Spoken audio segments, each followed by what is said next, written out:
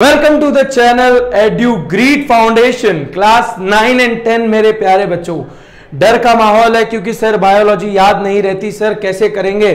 तो चिंता मत करिए, यहां पे आपके यस सर लेके आए 10 ऐसे बेस्ट क्वेश्चन जो आपको छोड़ने नहीं है कल के एग्जाम के लिए, और गारंटी पेपर यहां से आने की पूरी पूरी पूरी संभावना है। ओके, तो चलिए एकदम शुरू करेंगे। कैसे शुरू करेंगे सर? सबसे पहले आप हमें यहां बताते जाएंगे कि क्या क्या क्वेश्चन जरूरी है, कैसे उसको आंसर करना है। तो यहां पे सबसे पहला क्वेश्चन यस सर देने जा रहे हैं, और वो आप यहां पे देख लीजिए क्या है सर। मोस्ट इंपॉर्टेंट क्वेश्चन के human digestive system with the help of a diagram.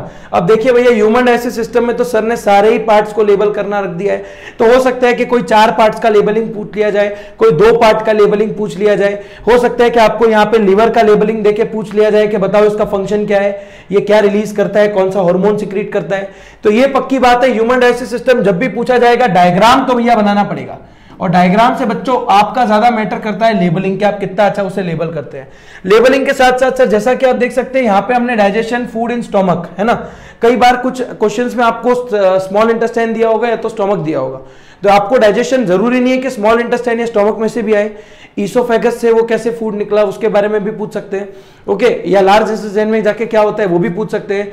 हो सकता है कि यहाँ पे आपको लेबलिंग करके बता दिया जाए कि ये वाला जो है, ये वाली जो लेबलिंग आप देख रहे हैं ये वाली बराबर, इसको एक्स नाम देके बताएंगे, इसका नाम बताओ, फिर पूछ लेंगे बताओ कि इसके अंदर होता क्या है, क्या इसके फंक्शन होता है। तो be ready for this question, diagrams देख के जाइए। बायोलॉजी में सर मेरे को तो डायग्राम ही नहीं आ रहे, डायग्राम नहीं आ रहे तो चिंता मत करो यार, कोई चिंता करने की जरूरत नहीं है, सिर्फ आप थोड़ा बहुत इसका बना के आ जाओ, लेबलिंग करके आ जाओ। लेबलिंग करोगे नंबर मिल जाएंगे। 4 मार्क का क्वेश्चन है, शुरुआत सेक्शन डी से ही करेंगे सर, क्योंकि इसी से हमारा मार्क्स गेन होने वाला है। ओके, सेक्शन बी सी फिर आपको जो अटेम्प्ट करना हो आप कर सकते हो, बट पहले मेरा मानना है बेटा, एक सिंपल पर्सनली आपको राय देना चाहता हूं कि सेक्शन डी से आप लोग पहली शुरुआत करिए। आइए आगे क्वेश्चन के लिए बढ़ते हैं। ओके, सेकंड क्वेश्चन क्या आने की संभावना है सर बायोलॉजी के अंदर? तो दूसरा क्वेश्चन बच्चों यहां पे जो आ सकता है वो है draw a neat label diagram of nephron. Sir अब तक ये क्वेश्चन नहीं दिखा है सेक्शन डी में, तो एकदम सटीक एनालिसिस करने के बावजूद मैं यहां बता पा रहा हूं कि नेफ्रॉन का जो डायग्राम है उसको लेबल करना है। बोमेन्स कैप्सूल क्या है, ग्लोमेरुलस क्या है, रेनल आर्टरी रेनल वेन क्या है, सर ब्लड कैसे फिल्ट्रेट होगा, फिल्ट्रेट फिर कहां जाएगा, कैसे फिर यूरिन बनेगा। तो एक तरह से नेफ्रॉन के बारे में स्ट्रक्चर आपको बताना है। शुरुआत आंसर कैसे करोगे? शुरुआत में बोल दोगे कि किडनी के पास बहुत सारे फिल्ट्रेशन यूनिट्स होते हैं जिसका नाम है nephron. Sir explain the process of urine formation, ये एक इंपॉर्टेंट क्वेश्चन है कि यूरिन बनेगा कैसे। अब देखो ये एक अलग क्वेश्चन के फॉर्म में भी आ सकता है कि एक्सक्रीशन ऑफ ह्यूमन बीइंग है ना, ह्यूमन बीइंग का जो एक्सक्रीशन है वो भी आ सकता है। तो ह्यूमन बीइंग के एक्सक्रीशन में आपको क्या लिख के आना है कि सर यूरिन बना कैसे, है ना। इस क्वेश्चन में से यहां पे ये भी जनरेट हो सकता है कि explain the formation of urine, और डायग्राम पूछ सकते हैं, ड्रॉ द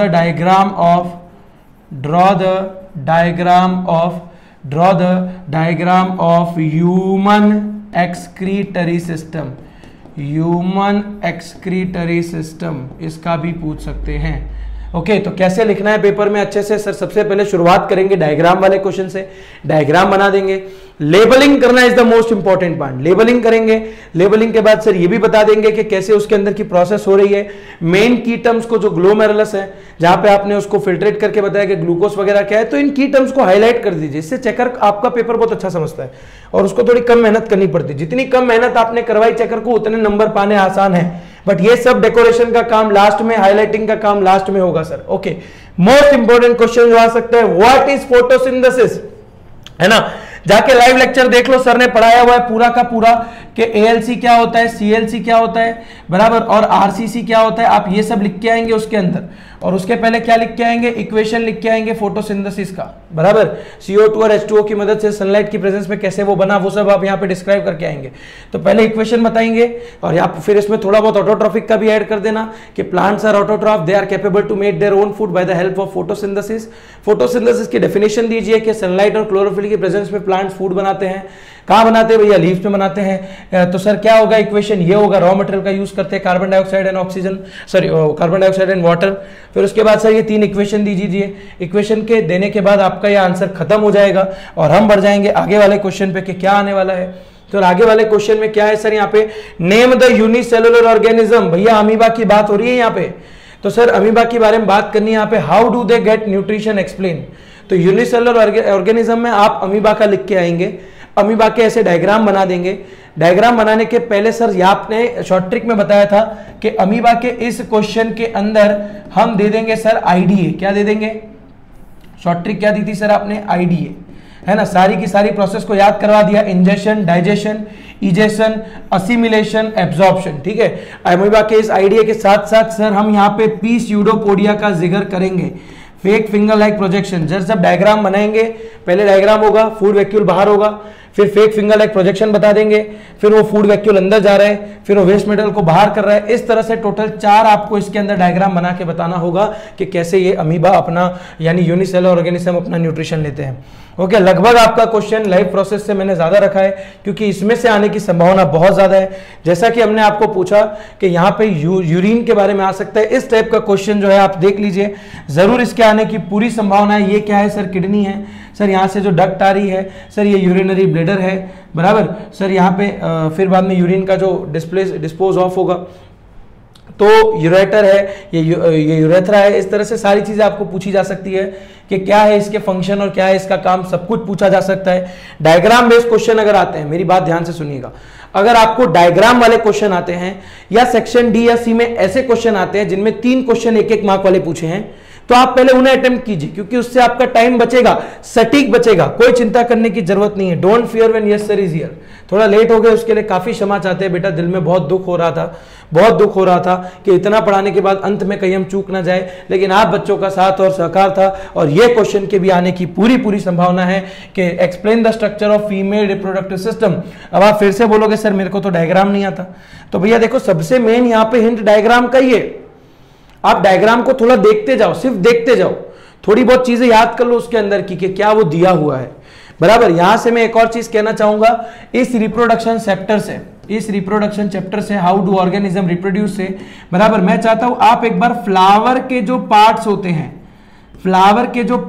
हैं, बराबर, उसके जो पार्ट्स होते हैं, सेक्सुअल पार्ट्स होते हैं, उसके अंदर मेल फ्लावरिंग के सेक्सुअल पार्ट, फीमेल रिप्रोडक्टिव के पार्ट्स, इसका क्वेश्चन जरूर आ सकता है। इसके फ्लावर के जो पार्ट्स है उसके क्रॉस सेक्शन का क्वेश्चन आ सकता है।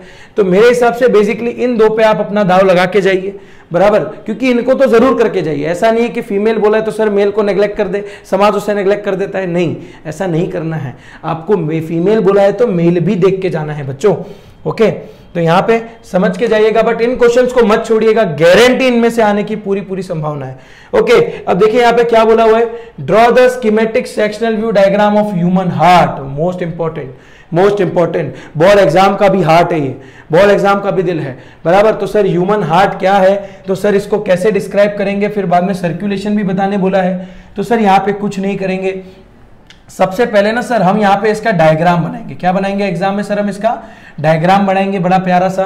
कई बच्चे क्या करते हैं, पूरा पेज ले लेते डायग्राम बनाने के लिए, ऐसा मत करिए, है ना। हो सके वहां तक उस मार्जिन के बाहर मत जाने दीजिए उसे, पर यह जरूर मेंशन करिए कि लेफ्ट वेंट्रिकल कौन है, राइट वेंट्रिकल कौन है, लेफ्ट एट्रिया कौन है, राइट एट्रिया कौन है, सेप्टम कहाँ है, बराबर, बाइकस्पिड वाल्व, ट्राइकस्पिड वाल्व कहाँ है, superior vena cava, inferior vena cava कहाँ है। आप जितना ज्यादा लेबलिंग जानते हो बेटा कर दो, पर अगर आपको डाउट हो रहा है कि सर ये लेबलिंग राइट है या नहीं, तो उसको मत करो, मैं कहूंगा उसे मत करो। बट मेन बेसिक लेबलिंग तो आप करके आइए बच्चों कल की एग्जाम में। और इसके बाद डायग्राम के बाद आप सबसे पहले उसका बता देंगे कि स्ट्रक्चर कैसा है, कि ह्यूमन हार्ट हमारी एक मुट्ठी के बराबर है, बराबर। स्ट्रक्चर के बाद हम बता देंगे उसके फंक्शन। सर वो थोड़ा स्ट्रक्चर में एक और चीज आती है, थोड़ा सा लेफ्ट की तरफ मुड़ा हुआ है तो हम बोलते हैं दिल जो है भैया लेफ्ट में है। इसके अलावा सर उसका जो साइज वगैरह ह्यूमन फीस्ट के बराबर है, हमारी मुट्ठी के बराबर है, ये सब आपको लिखना है। फंक्शन में क्या क्या लिखेंगे, तो सर फंक्शन में कैसे वो काम करता है, तो फंक्शनिंग में अगर हम बात करेंगे तो सर वो बीट करता है, तो जैसे ही बीट होती है तो आपको यहाँ पे बताना पड़ेगा, बराबर। इसको याद रखने का एक शॉर्ट ट्रिक भी सर ने दिया है, लॉर्ड्स। क्या दिया हुआ है LORD, लॉर्ड, बराबर। यानी लेफ्ट साइड पे ऑक्सीडेटेड ब्लड आएगा, राइट साइड पे डीऑक्सीडेटेड ब्लड आएगा। तो डायग्राम आपने ऊपर बनाया होगा। मेरा मानना तो बच्चों इतना अच्छा होता है कि आप बायोलॉजी में डायग्राम को देख लो खाली, फिर आप उस डायग्राम के एक लेबलिंग पार्ट को भी एक्सप्लेन करके आ जाओ। मेरा मानना यह है 4 में से 3 नंबर तो पक्के, ठीक है, 3 नंबर तो पक्का आपको दे ही देंगे। आप सिर्फ उसके उस शेप को देख के भी थोड़ी बहुत बातें लिख के आ जाओ, थोड़ा बहुत बयां करके आ जाओ, तो 4 में से 2, 2.5, 3 नंबर आपको दे देगा। बाकी भगवान के हाथ में है। आगे बढ़ेंगे सर, क्या है इसके आगे का, तो यहाँ पे बच्चों को हम समझाएंगे। इसके आगे एक और क्वेश्चन है, describe various contraceptive method to control population high demand. High demand question बच्चे बहुत बार गड़बड़ कर देते हैं, वो ये नहीं बता पाते मैकेनिकल बैरियर क्या है, सर्जिकल मेथड क्या है। केमिकल बैरियर में सर ओरल पिल वगैरह आता है, आई पिल आता है, बराबर। केमिकल बैरियर में जैसे कॉपर टी आ गया, कॉन्डोम आ गया, बराबर, ये सब लगा के हम पॉपुलेशन को रोक सकते हैं, तो ये सब बताना है। साथ साथ में मेरा मानना है आप IUCD internal uterine contraceptive devices का भी वर्णन कीजिए, बराबर। तो होगा क्या, जितनी चीजें आप बेटा यहाँ पे बताओगे, है ना, जितना ज्यादा आप बता पाओगे 3 मार्क में आ सकता है क्वेश्चन। ओके, तो यहाँ पे आपको उसमें जितना आपका नॉलेज है उसको बताइए। बट आप केमिकल बैरियर लिख रहे हैं, मैकेनिकल बैरियर लिख रहे हैं, सर्जिकल बैरियर लिख रहे हैं, तो उसको अंडरलाइन कीजिए अच्छे से, एकदम रिप्रेजेंटेशन बढ़िया रख के जाइएगा और इस क्वेश्चन को जरूर जरूर जरूर लर्न करके जाइएगा। बिलीव मी, अगर आप मेरा लाइव देख रहे हैं, आप ऐसा बोलेंगे कि सर क्या पढ़ा दिया आपने, बिल्कुल पूरा का पूरा यही पेपर में आया, ये आपका जवाब होगा। सर ये इंपॉर्टेंट क्वेश्चन है हमारे हेरिडिटी वाले चैप्टर से, explain sex determination in human being. Heredity chapter से सिर्फ एक ही क्वेश्चन निकल के आया है, sex determination in human being. और सर एक और क्वेश्चन जो हमारे चैप्टर 8 में से पक्का पक्का उठ सकता है, मेंडल का वो एक्सपेरिमेंट जहां पे उसके जो ट्रेड्स आ रहे थे, वो है ना, मेंडल का जो एक्सपेरिमेंट था वहां पे जो टॉल है ना, जो टॉल F1 जनरेशन के जो प्लांट थे, F1 जनरेशन का जो क्रॉस था, बराबर, F1 जनरेशन का क्रॉस था, फिर बाद में जो F2 जनरेशन का क्रॉस था, वो आपको बताना पड़ सकता है यहाँ पे।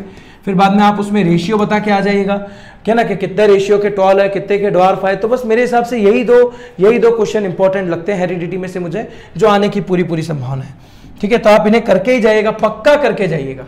ओके, तो अगर आप इतनी चीजें भी कर लेते हैं, ओके, तो लगभग आपका निकल जाएगा।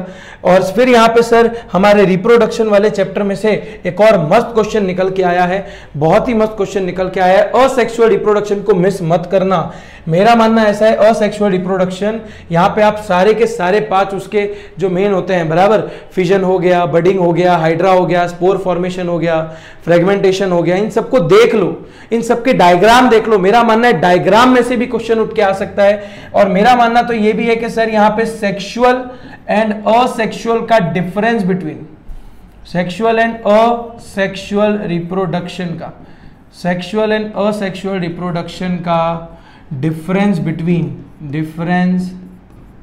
बिटवीन आपको आ सकता है।